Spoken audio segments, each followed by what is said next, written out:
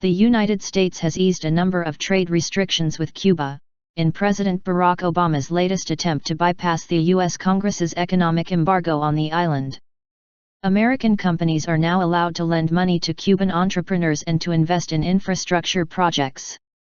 The new measures also make it easier for U.S. studios to shoot films in Cuba. The two countries restored relations last year, putting an end to more than 5 decades of enmity. President Obama has urged Congress to lift a Cold War-era embargo that bans most trade between U.S. companies and the communist-run island.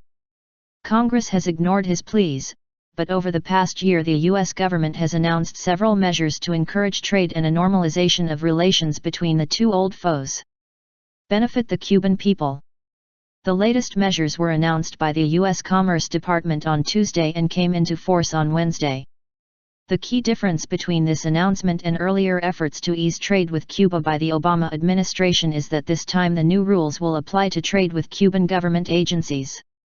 Previous steps were solely aimed at strengthening private entrepreneurs on the island, explains the BBC's Will Grant in Havana.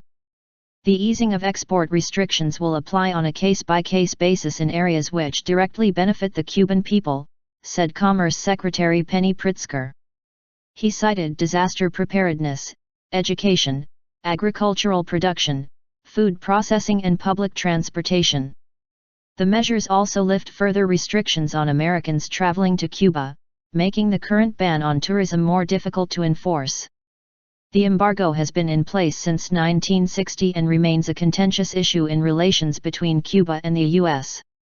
President Raúl Castro said at the UN General Assembly in September that now that diplomatic ties were back in place, the overall normalization of relations will only be achieved with the end of the economic, commercial, and financial blockade against Cuba.